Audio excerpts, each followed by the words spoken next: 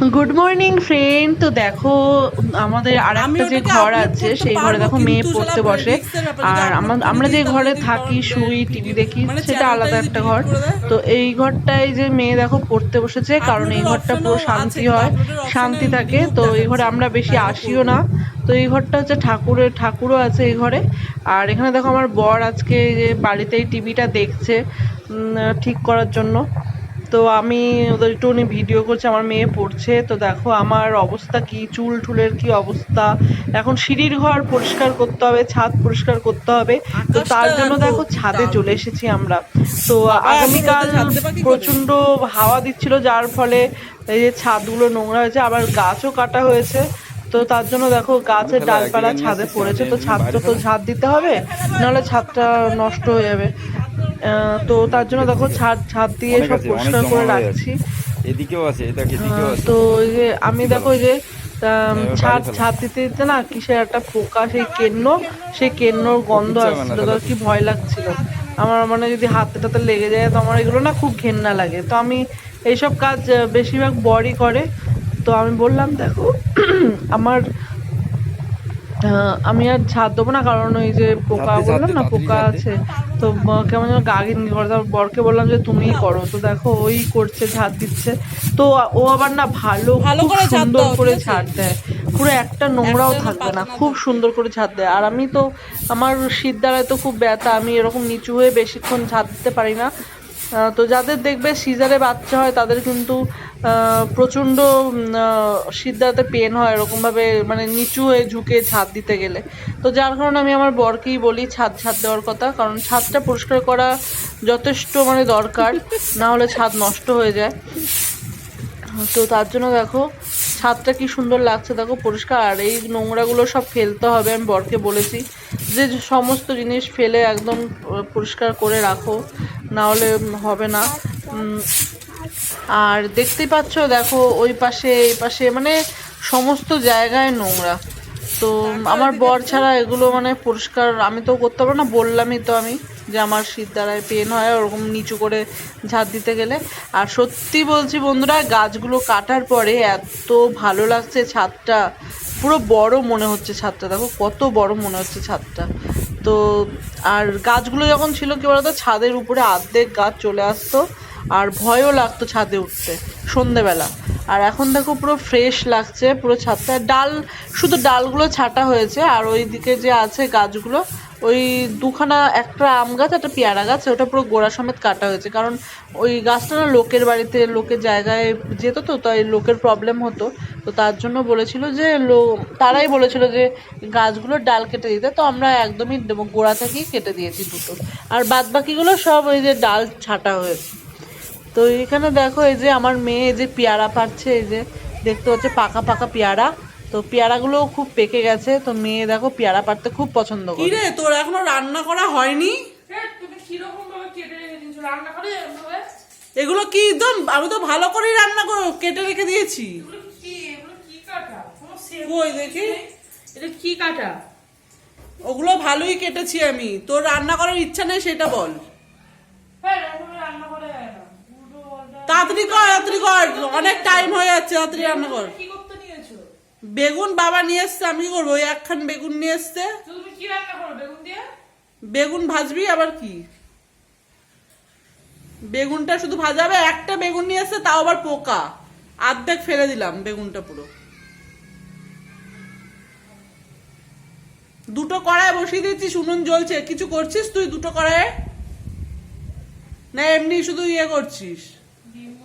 ডিম সিদ্ধ হয়ে গেছে, ডিম তো অনেক ইয়ে হয়েছে, ডিম সিদ্ধটা দেখ তো হয়েছে নাকি। গরম কিন্তু বললি, কিন্তু রান্না আর করলি না, সে আমাকেই করতে হলো। হ্যাঁ তো বলিস কেন যে রান্না করবো? যে জিনিস করবি না সেই জিনিস বলবি না, সেটা আমার ইচ্ছা। ডিমগুলো ভালো করে ছাড়া, খোসা এগুলো থাকে না। না তুই যা, 12টা বেজে চান করে নে, যা করতে হবে না তোকে, যা 12টা বেজে গেছে, যা।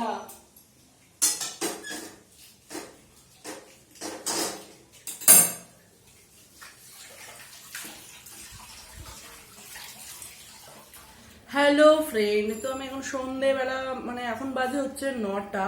তো 9টার সময় দেখো আমি কি রান্না করছি। তো এখন এখানে বসিয়েছি দেখো ভাত, আর একদিকে এই যে দুধ, এই দেখো দুধ বসিয়েছি।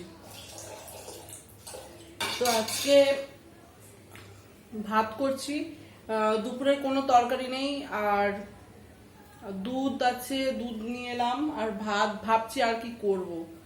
তো দেখা যাক আর কি করি। আর একটা কথা বন্ধুরা, আমি আমার মেয়েকে দিয়ে রান্না করাই, তো রান্না করাই জাস্ট ওর ইচ্ছা লাগে তাই রান্না করাই, তা বলে কি ওকে আমি রান্নার কাজ শেখাচ্ছি বিয়ে দেওয়ার জন্য? এরকম কথা তোমরা বলো না প্লিজ। এরকম কথা বললে না খুব খারাপ লাগে, ঠিক আছে? ঘরে থাকলে একটু ইচ্ছা হয় তাই না শেখার, তো সবারই এরকম বাচ্চাদের একটু ইচ্ছা হয়। ওকে এত ছোটবেলায় পড়াশোনা ছাড়িয়ে ওর বিয়ে দিয়ে দেবো? কি মানে তোমরা কি বলো তো? তো এখানে দেখো আমার হাতটা এই যে ঠোসকা পড়েছে, এখনো ঠিক হয়নি।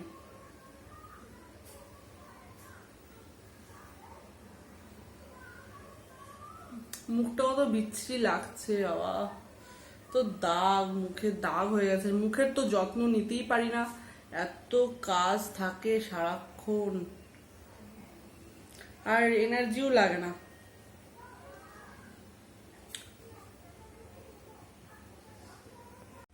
আমার ছোট মেয়েটা এত মানে কি বলবো দুষ্টু হয়েছে এখন, মানে এ মাম্মা তোর ম্যাগি খাওয়া হয়নি, তুই কিন্তু খুব জ্বালাতন করছিস জানিস তো। এখানে দেখো যতক্ষণ না দুধ উতলে যাবে ততক্ষণ আমি এখান থেকে যেতে পারবো না রান্নাঘর থেকে, কারণ এখান থেকে গেলে আমার দুধ সব পড়ে ভেসে যাবে। এই দুধ না, দুধ বসিয়ে রেখে যদি আমি চলে যাই আমার সব দুধ নষ্ট হয়ে যাবে।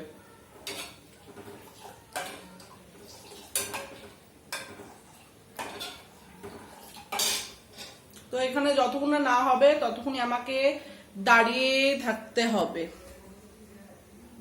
তোমার হেয়ার কাটটা কেমন লেগেছে বলবে হ্যাঁ তোমরা, আমার এরকম হেয়ার কাটই পছন্দ।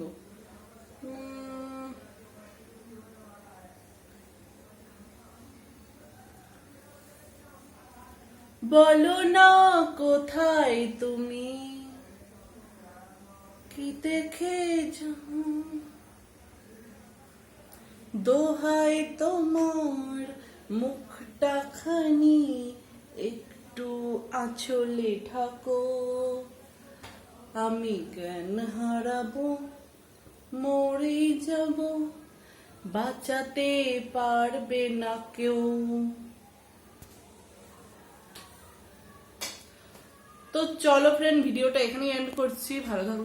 ভালো থাকো, সুস্থ থাকো, নিজের খেয়াল রেখো, পরিবারের খেয়াল রেখো, আর ভিডিওটা ভালো লাগলে অবশ্যই সাবস্ক্রাইব করে পাশে থাকো বন্ধুরা। তো চলো টাটা, গুড নাইট।